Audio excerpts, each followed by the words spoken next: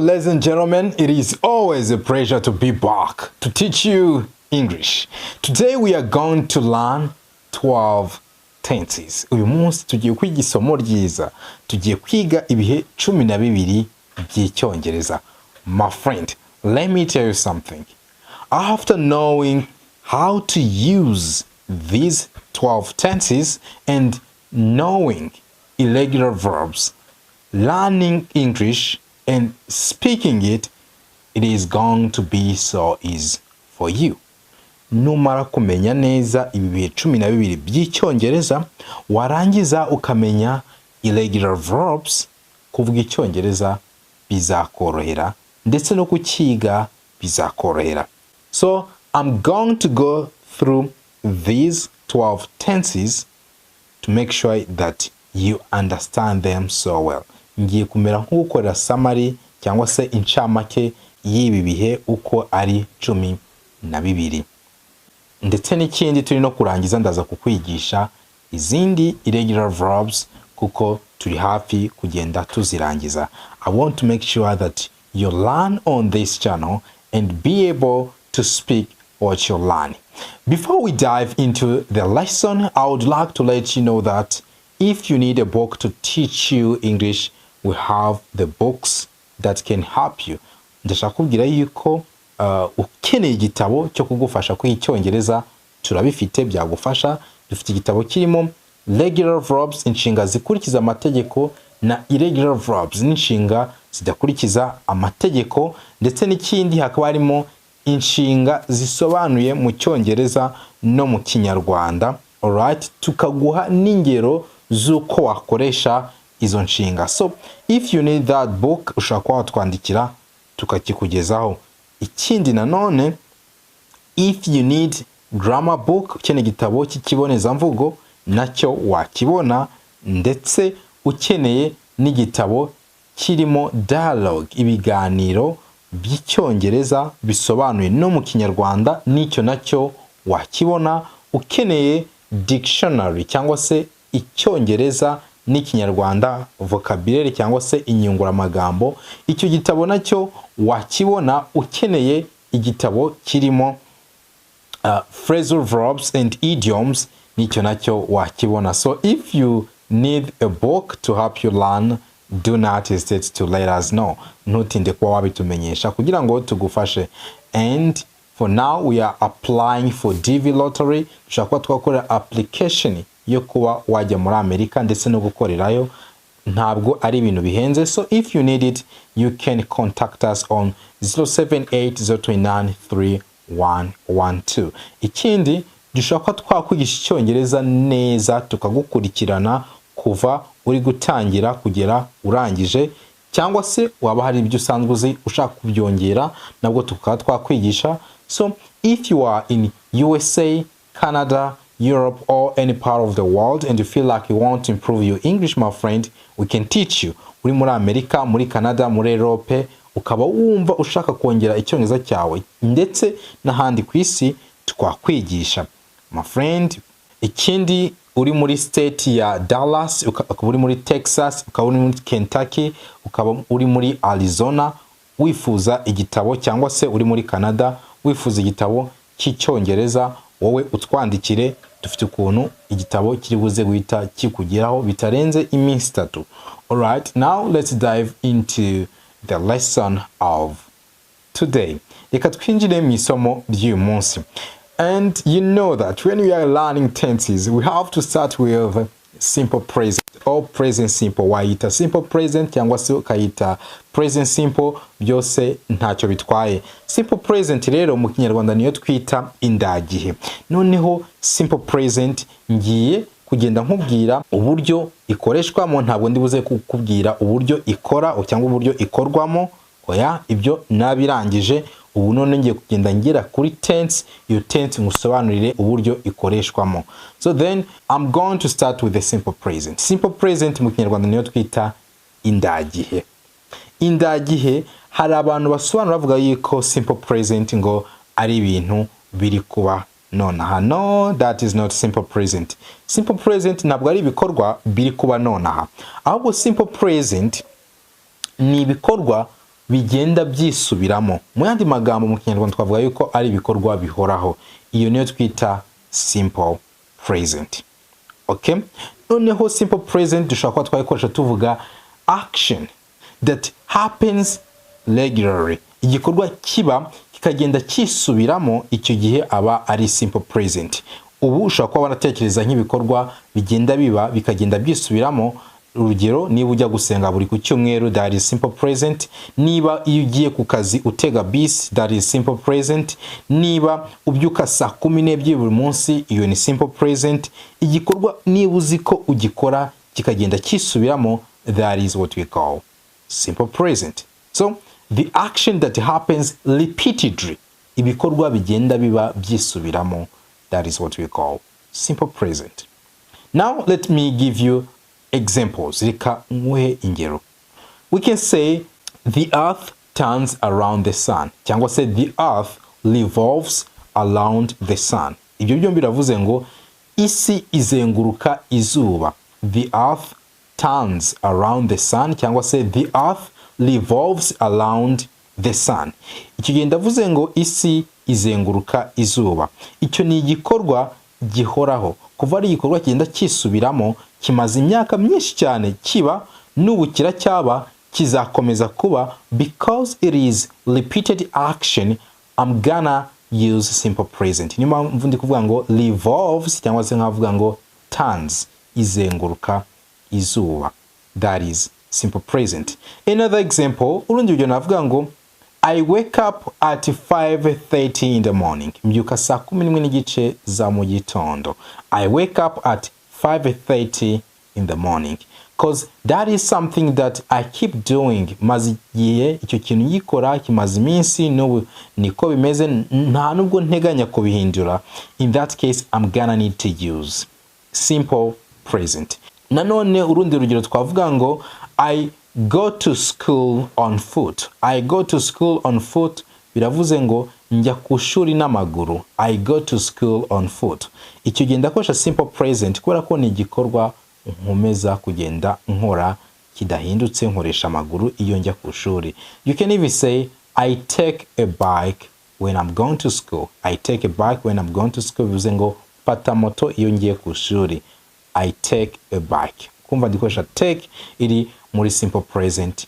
In that case, when you are talking about something that repeats itself, you're gonna need to use simple present. All right. For repeated actions, you're gonna keep in mind that you will need to use simple present. Ahandi dukoresha simple present aho hari ahambere. Aha kabiri ukoresha simple present uvuga something that will happen in the future. Ikintu kizamugiye kiri imbere naho ushobora kubakoresha simple present. But hano you have to mention when that action will take place. Habagomba kuba hariho time period, ijambo rigaragaza icyo kintu igihe kizabera. Example, nshobora kuba navuga ngo let's visit our brother tomorrow. Let's visit our brother tomorrow. Mbavuze ngo reka tuzasura umuvandimwe ejo. Cyangwa se let's visit our friend tomorrow. Reka tuzasure inshuti yacu ejo. Ndi gukoresha visit vuga igikorwa kizaba mu gihe kiri imbere, but ndi kugaragazaho tomorrow. Cyangwa avuga ngo let's meet in few minutes. Let's meet in few minutes. Reka tuze guhura mu minota mikeya.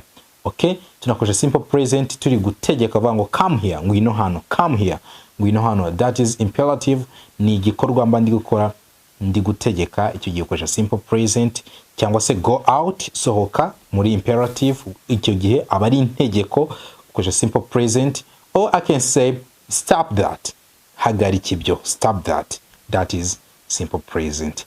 Ahandi hakane dukoresha simple present, dukoresha simple present turi kuvuga igikorwa, action that happens now and stops. Aha niho abantu benshi bakunda kwitiranya. Ni igikorwa kiba nonaha ariko kikiba kigahita kirangira. Something that happens and immediately stops or ends. Igikorwa gishobora kuba nonaha at the time of speaking kigahita kirangira, nk'ikivuga icyo gikorwa kigahita kirangira. Icyo gihe no dukoresha simple present. Example, urugero, I can say he kicks the ball. Ateye umupira. If I say he kicks the ball, hani gihe no kurangiza kuvuga ngo he kicks the ball, yarangije gutsinda. Icyo gihe that is simple present. Ni ukuvuga ngo hari abantu bitiranya akagira ngo simple present ngo ni igikorwa kiba nonaha. Babyitiranyije nako kantu. Kiba nonaha ariko kongera yuko gihita kirangira. Okay? None igikorwa kiba nonaha ubwo ni present continuous niyo tugiye gukurikizaho. Something that happens now and finish or stops, that is what we call simple present. Another example, reka nkuhe urundi rugero. Nshobora kuba navuga ngo he falls down, aguye hasi. Ikirangiza kuvuga ngo he falls down, yarangije kugwa. Cyangwa se havuga ngo he shoots the dog, arashe imbwa. He shoots the dog. Bangu icyo gikorwa cyatambutse. That is simple present, my friend. Iyo tugezeho ni present continuous. Where do we use present continuous? Present continuous, igihe tugiye kwikora, igihe cyose uzawumbamo continuous, ujye umenya yuko you have to have verb to be. Igihe cyose ugomba kuba ufitemo inshinga to be. Present continuous rero tuyikoresha tuvuga when you are talking about something that is happening now and it is continuing. Igikorwa kiri kuba nonaha ndetse icyo gikorwa kikaba kinakomeje, that is where you gonna need to use present continuous. Ni igikorwa kiri kuba nonaha ndetse icyo gikorwa kirakomeje, okay? Or it is action that is gonna take time, ni igikorwa kigiye gutwara umwanya, icyo gihe uzakoresha present continuous. Example, I can say I am teaching. Ndi kwigisha. I am teaching. It is something that I'm doing and I'm gonna continue to do it for some time. Ni igikorwa ndi gukora ndetse ngiye no gukomeza kugikora mu gihe runaka. So in that case you gonna need to use present continuous. And I can say you are learning English. Uri kwiga icyongereza. You are learning English. If you are cooking, you're gonna say I am cooking. Ndi guteka. I am cooking. Another example, I can say we are going home. Tugiye mu rugo. In that case, you're gonna need to use present continuous. Now, ahandi dukoresha present continuous. We can use present continuous to talk about something that will happen in the future. Nanone i present continuous twanayikoresha tuvuga ikintu kizaba mu gihe kiri imbere. Something that will happen in the future. You can use present continuous. Okay? Let's see the examples. Reka turebe ingero. You can say I'm going to visit my mother next month. Nzasura mama wanjye mu kwezi gutaha. I'm going to visit my mother next month. Uribuka going to, chano kwa navuga ngo I'm gonna visit my mother next month. Nzasura mama wanjye mu kwezi gutaha. Going to ushaka wasimbuza ukavuga gonna. I'm going to visit my mother next month. I'm gonna visit my mother next month. Another example, urundi rugero twavuga ngo we are planning to come there next week. Turi gutegura kuziyo mu cyumweru gitaha. We are planning to come there next week. Okay?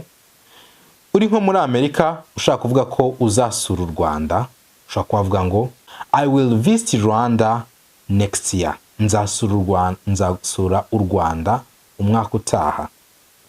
Cyangwa se nkuko anavuga ngo I'm visiting Rwanda next year.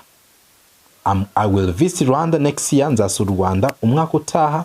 Cyangwa avuga ngo I'm visiting Rwanda next year. Ndikoresha I'm visiting.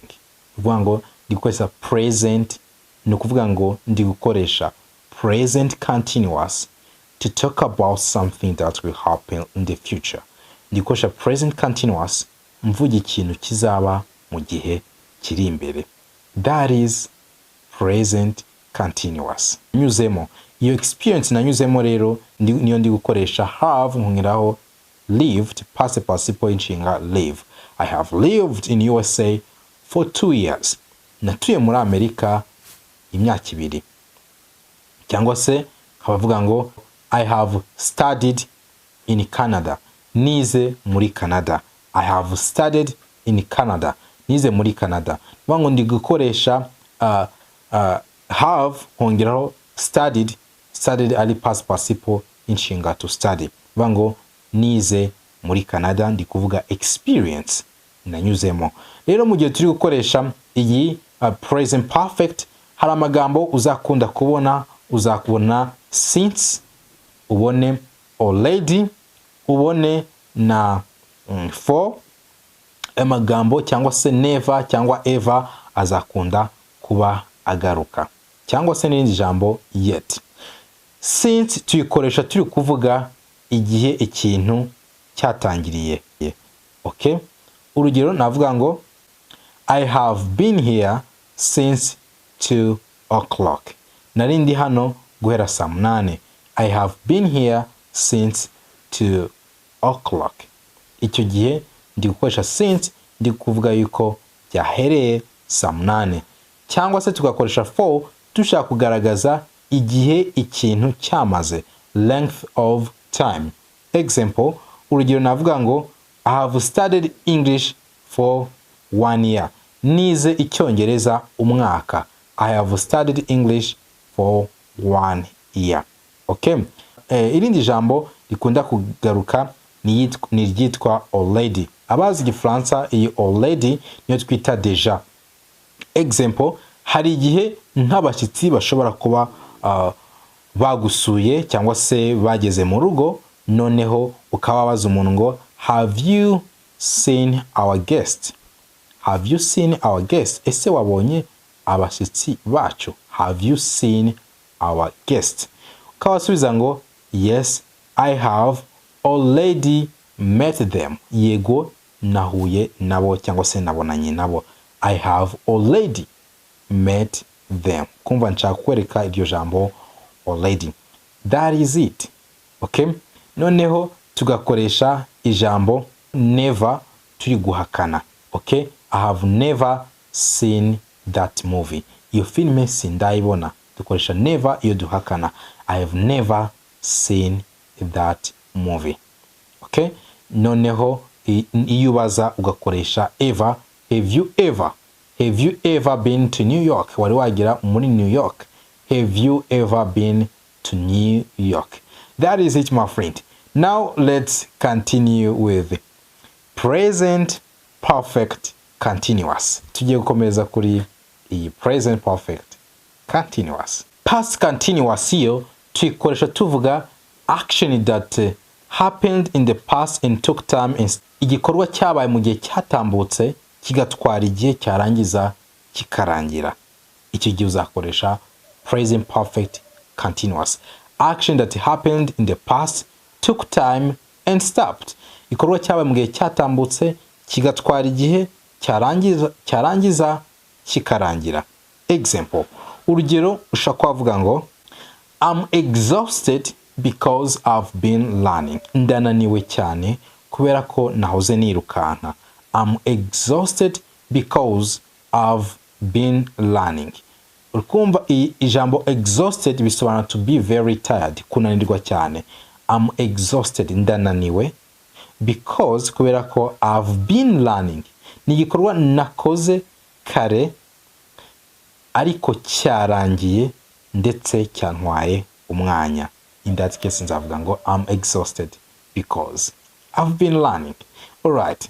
Now let's continue with another example. Reka turebe urundi rugero. I can say you don't understand because you haven't been paying attention.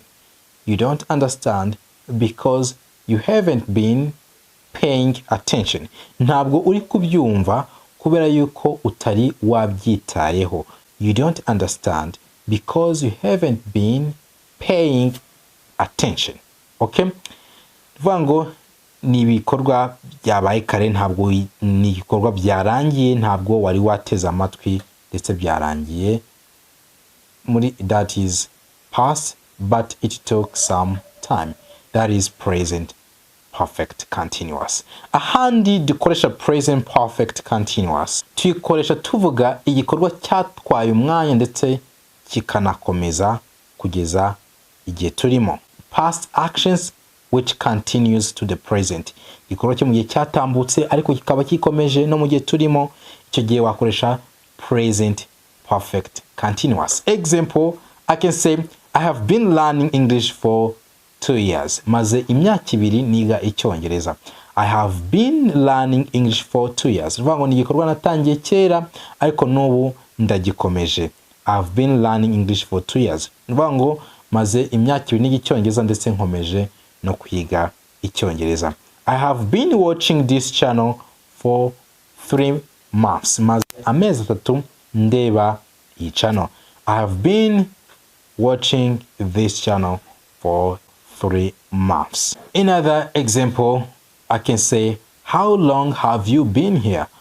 Umaze igihe kingana iki hano ndetse unaracyahari. How long have you been here? In that case, my friend, you will need to use present perfect continuous. Ikindi ugomba kumenya yuko muri present perfect continuous still dukoresha amagambo since na for akunda kugaruka. Example, we can say I have been waiting for 2 hours. Maze amasaha 2 ntegereje. I have been waiting for 2 hours. Another example, urundi rugero navuga ngo we have been learning English since we knew this channel. Twariho twiga icyongereza kuva twamenya iyi channel. We have been learning English since we knew this channel. Tense tugezeho ni simple past, waita simple past cyangwa se ukayita past simple, byose ntacyo bitwaye. Simple past cyangwa se past simple yo ni igihe cyatambutse. Kugira ngo uyisobanukirwe neza ugomba kuba uzi irregular verbs, ukamenya na regular verbs zo zirorose. So irregular verbs rero, if you want to know this tense so well and know perfect tenses so well, ushaka kumenya iki gihe icyo ugomba gukora nuko ugomba kwiga irregular verbs neza ukazimenya kugira ngo ujye ukora perfect tenses neza ndetse n'ibyo no kuvuga inshinga mu gihe cyatambutse ntibijye bikugora. Ibyo bikura n'urujijo mu mutwe wawe kuko inshinga zikurikiza amategeko ngiye no kuzazikwigisha zo ziroroshye cyane, tuzazinyuramo rimwe uzahita uzimenya. Simple past rero tuyikoresha tuvuga repeated action in the past, igikorwa cyagendaga kisubiramo mu gihe cyatambutse, ushobora naho kuwakoresha simple past. Example, I can say I walked to school when I was young. Nagendaga n'amaguru ngiye ku ishuri ubwo nari nkiri mutoya. I walked to school when I was young.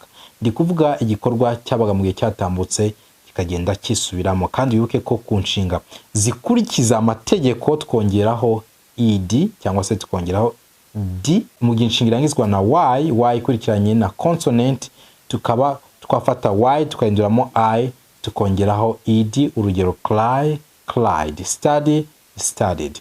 Okay, that is it. Mu gihe mvuze ngo rero I walked to school when I was young, binahwanye no kuvuga ngo I used to walk to school when I was young. Dukoresha akajambo ka used to turi kuvuga habit in the past, akamenyero k'igihe cyatambutse, icyo gihe uzakoresha used to. I used to walk to school when I was young. It's the same as saying I walked to school when I was young. Nanone dukoresha simple past to talk about something that happened in the past and stayed in the past. Tuvuga ikintu cyaba mu gihe cyatambutse ndetse kikanaguma mu gihe cyatambutse. In that case, you will use simple past or past simple. Example, urugero twavuga ngo I met with Mark yesterday. Nahuye na Mariko ejo hashize. Byararangiye, byagumye mu gihe cyatambutse. I met with Mark yesterday. Another example, urundi rugero, we arrived in the meeting late. Twageze mu nama dukerewe. We arrived in the meeting late. In that case, I will use simple past. Tugeze kuri past continuous tense. Past continuous tense rero yo tuyikoresha turi kuvuga ibikorwa byabaye mu gihe cyatambutse ndetse bigatwara umwanya. Wibuke yuko mu gihe turi muri continuous, verb to be igomba kuba irimo. Kuva rero dufite past continuous tense, ubwo verb to be iraza kuba iri muri simple past. Nuvuga ngo ni igikorwa cyambwiye cyashize kirakomeza gitwara umwanya, ariko ntago cyakomeje ngo kigire nonaha. Hari igihe tuvuga ngo kirakomeza ukagira ngo kirakomeza kikagera mu gihe turimo, oya, ahubwo cyatwaye umwanya. Urugero twavuga ngo past continuous tense iyo tuyikoresha tuvuga igikorwa cyabaye mu gihe cyashize ndetse icyo gikorwa kikaba cyatwara umwanya. Reka turebe urugero. I can say I was watching TV yesterday. Ejo nandi kureba televiziyo. Cyangwa se I was cooking. Narindi guteka. I was cooking. Vuga ngo guteka byagutwaye umwanya. Noneho iyi past continuous tense tuyikoresha cyane cyane mu gikorwa cyabaye kigatwara umwanya, ikindi kikaza kikakirogoya. Aho niho handi dukoresha past continuous. Igikorwa cyari kiri kuba ndetse gitwara umwanya, ikindi kiraza gisanga cya kindi kiri kuba kirakirogoya. Urugero, I was watching TV when you called. Nandi kureba television ubwo wahamagaraga. I was watching TV when you called. Another example. The car's tire exploded when I was walking past it. Bivuze ngo ipine ry'imodoka ryarasandaye ubwo narindi kurinyura iruhande. The car's tire exploded when I was past it. Tugeze kuri past perfect tense. Past perfect tense yo tuyikoresha tuvuga igikorwa cyabaye mbere y'ikindi gikorwa mu gihe cyatambutse. Vuga ngo past perfect tuyikoresha dufite ibikorwa bibiri byabaye, none kimwe cyabanjirije ikindi. Icyo cyabaye mbere y'ikindi nicyo twita past perfect. Mu yandi magambo, past perfect ushatse wayita past in the past. Ni igihe cyashize mu gihe cyashize. That is what we call past perfect. Example. Urugero twavuga ngo when I arrived the bus had left. Ubwo nahageraga bus yari yagiye. When I arrived the bus had left. Ni kuvuga ngo igikorwa cyuko bus yagiye cyabaye mbere nge mbona kuhagera. Icyo gikorwa cyabaye mbere rero nicyo gifata past perfect. Tense tugezeho ni past perfect continuous. Iyo wumvishe past perfect continuous yo iroroshye cyane, kuko past perfect nayo ni igikorwa cyabaye mbere y'ikindi gikorwa ariko ahaho kigatwara umwanya, okay, cyangwa se kigatwara igihe. That is past perfect continuous. Example, I can say when I arrived, ubwo nahageraga, when I arrived Alice had been waiting for 2 hours. Alice yaramaze amasaha abiri ategereje. When I arrived, Alice had been waiting for 2 hours. That is it, my friend. Tense dukurikijeho ni simple future cyangwa se future simple. Iyo tuyikoresha tuvuga ikintu kizaba mu gihe kiri imbere. Iyo ikintu kizaba mu gihe kiri imbere uzakoresha will, wongereho iyo nshinga, nta kintu wahinduyeho, icyo ukora nuko ukuraho to gusa. Example, navuga ngo I will come tomorrow. Nzaza ejo. I will come tomorrow. Cyangwa se nkavuga ngo I will call you soon. Ndibuze kuguhamagara bidatinze. Hari icyo nshaka kubwira kuri iyi will. Abantu batekereza yuko dukoresha will ari ikintu kizaba nk'ejo cyangwa mu cyumweru gitaha cyangwa se mu kwezi gutaha, ariko no mu masegonda abiri ari imbere. Iyo ni future. Ni segonda rimwe riri imbere, iyo nayo ni future. Niyo ngo ikintu cyose kiri imbere kiri mu gihe kizaza, that is what we call future. Okay?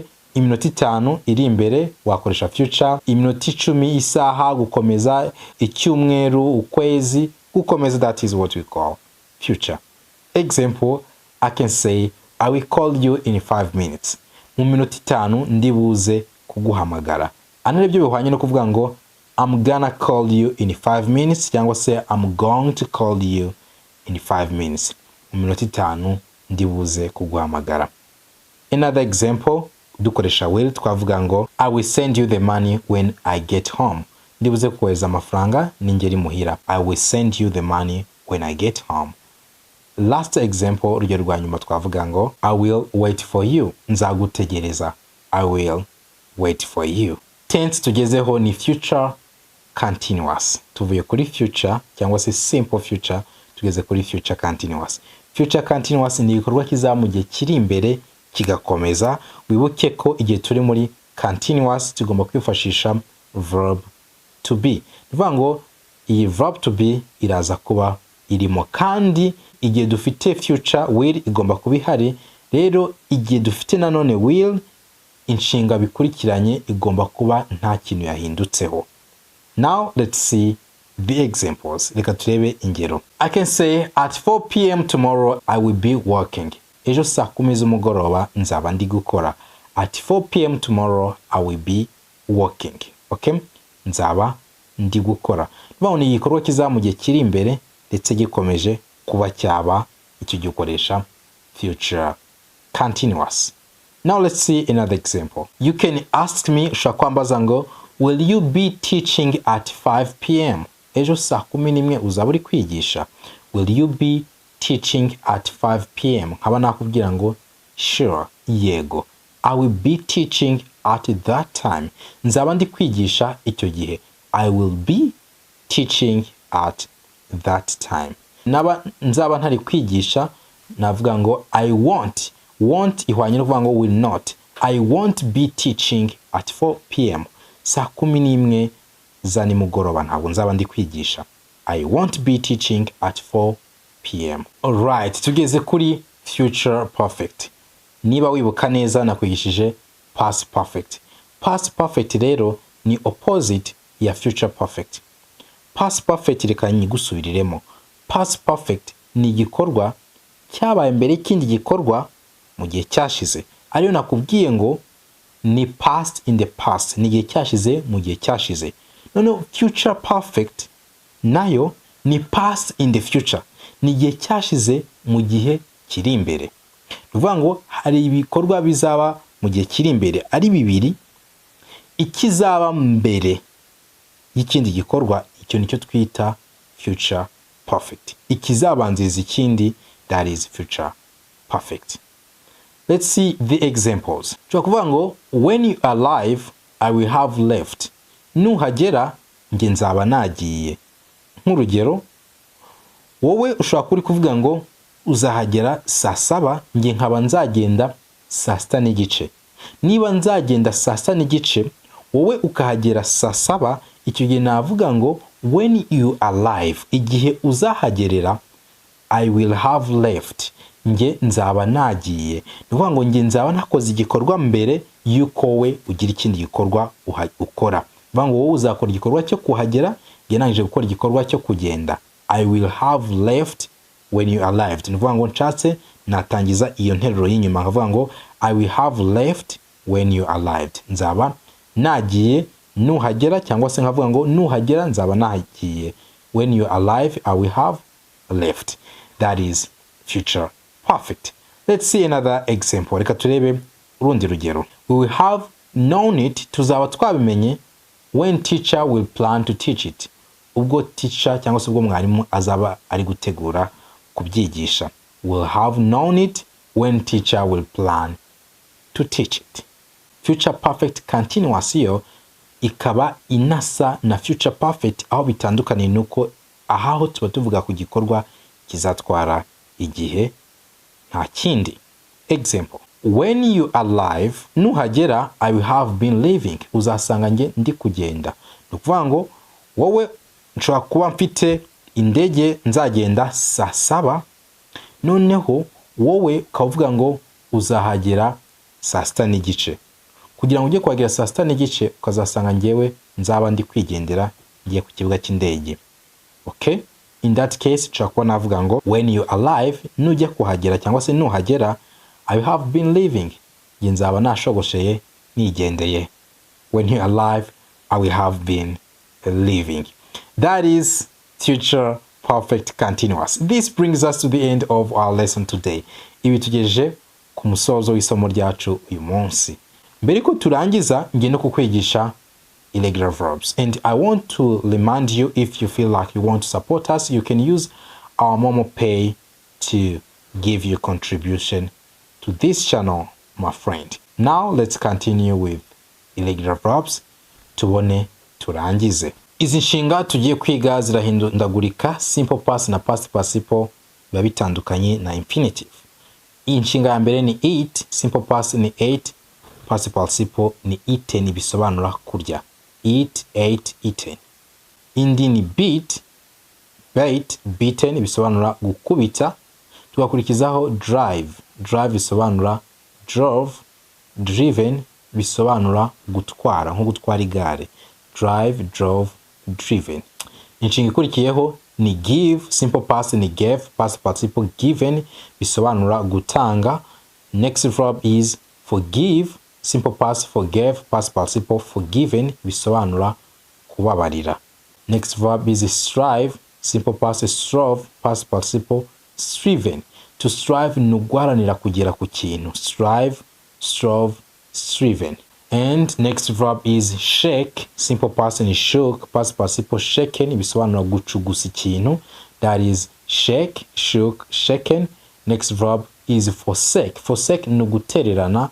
Forsook, past participle forsaken, gutererana. And next verb is rise, simple past rose, past participle rosen, bisobanura kuzamuka.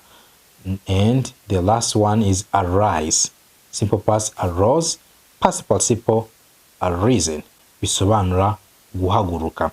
That is it. This brings us to the end of our lesson today.